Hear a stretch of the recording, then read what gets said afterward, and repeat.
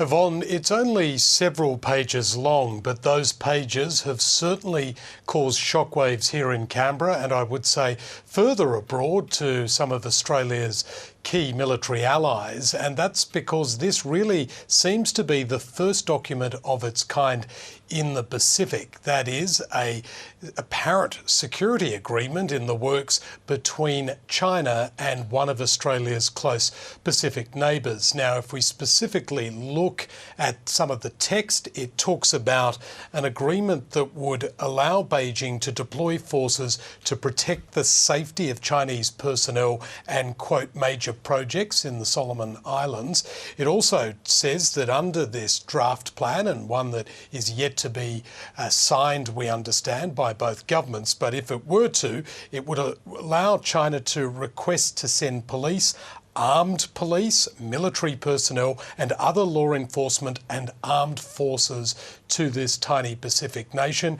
It goes on to say that the Solomon government would also allow China to make ship visits to carry out logistical replenishment in and also have stopover and transition in Solomon Islands. So quite a comprehensive suite of measures within these few pages, which is being described as a draft framework agreement. As we say, we've authenticated the document, but it's not clear yet whether this is the final version that will go to the Cabinet of Solomon Islands. And Andrew, what has Australia's reaction been? Well, look, one of concern, we've seen a statement from DFAT in which it talks about the Pacific family and the nations in this region being allowed to do whatever they like in terms of international assistance. As we know, since November, Australian personnel have been based in Solomon Islands in response to some anti-government riots that took place in that country in November. So this force will remain in place, but we've since seen other countries also assisting, including China, which earlier this year had a contingent of police officers begin some work in the Solomon Islands. That already caused some alarm for Australian officials because they believed it could lead to further security ties between Honiara and Beijing, and that is exactly what appears to have happened. Those worst fears of Australian officials have been realised. But in any case, the Home Affairs Minister, Karen Andrews, was the first person to formally comment as this document first emerged late today. Let's hear from Karen Andrews.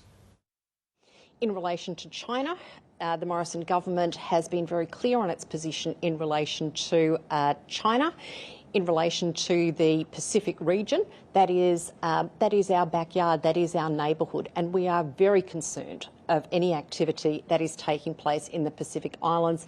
Our Pacific Island friends know that we are there to support them. Karen Andrews there. Now, Andrew, Australia's top diplomat has also made some comments this evening.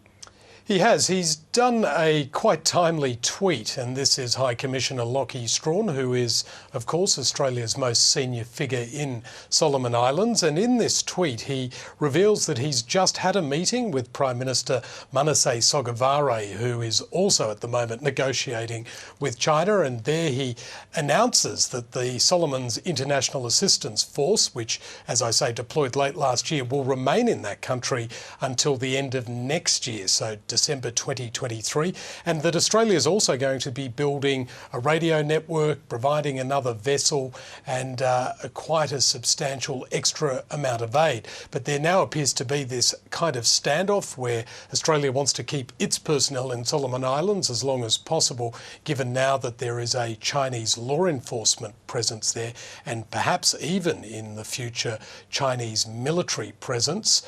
And we late tonight have also seen some reaction from the leader of the opposition in the Solomons, who has essentially rubbished that tweet from the Australian High Commissioner saying, why would Australia bother building more facilities in the Solomons if it's just going to house the People's Liberation Army Navy?